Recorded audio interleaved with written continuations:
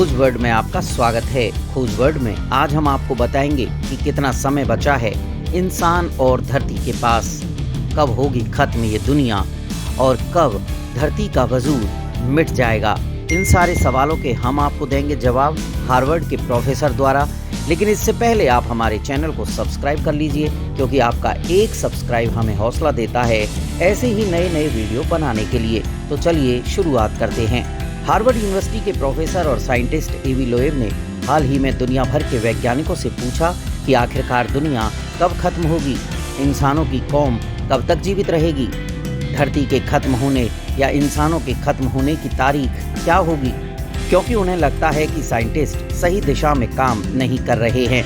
एवी Loeb ने वैज्ञानिकों से अपील की है कि वो जलवायु परिवर्तन को रोकने के लिए काम करें, वैक्सीन बनाएं, सतत ऊर्जा के विकल्प खोजें, सबको खाना मिले इसका तरीका निकालें, अंतरिक्ष में बड़े बेस स्टेशन बनाने की तैयारी कर लें, साथ ही एलियन से संपर्क करने की कोशिश करें, क्योंकि जिस दिन हम तकनीकी रूप से पूरी तरह मैच्योर हो जाएंगे उस दिन से इंसानों की पूरी पीढ़ी और धरती नष्ट होने के लिए तैयार हो जाएगी।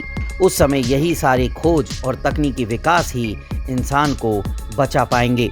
एवी लोएब ने कहा कि सबसे ज्यादा जरूरी है इंसानों की उम्र को बढ़ाना, क्योंकि उनसे पूछा जा चुका है कि उनकी तकनीकी सभ्यता कितने वर्षों तक जीवित रहेगी। ऐसे में उनका जवाब सिर्फ एक है कि हम लोग अपने जीवन के मध्य हिस्से में हैं। हमारी तकनीकी सभ्यता की शुरुआत सैकड़ों साल पहले हुई थी, तब ये बच्चा था, अभी हम इसके किशोरावस्था को देख रहे हैं। ये लाखों साल तक बची रह सकती है। हम फिलहाल अपने टेक्नोलॉजिकल जीवन का युवापन देख रहे हैं।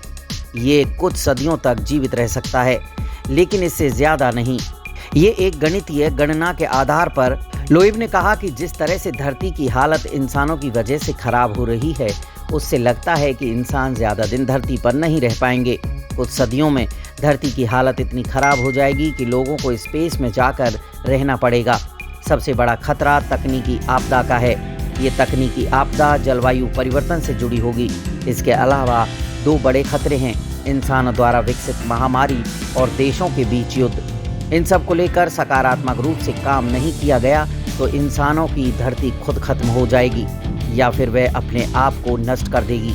ये भी हो सकता है कि इंसानी गतिविधियों की वजह से धरती पर इतना अत्याचार हो कि वह खुद ही नष्ट होने लगे।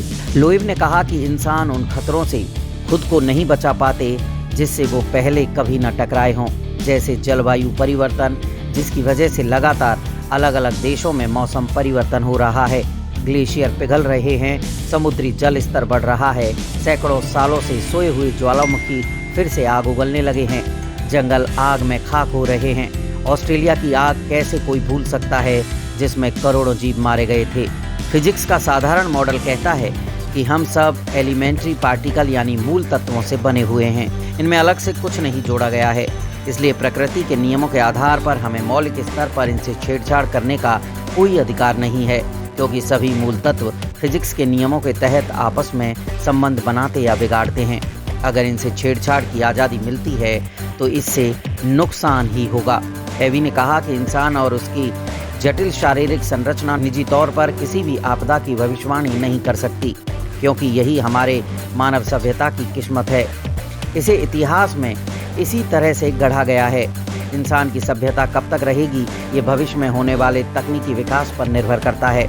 वैसे भी इंसान खुद को अपना शिकार कर डालेंगे, क्योंकि सूरज से पहले भी कई ग्रह बने हैं।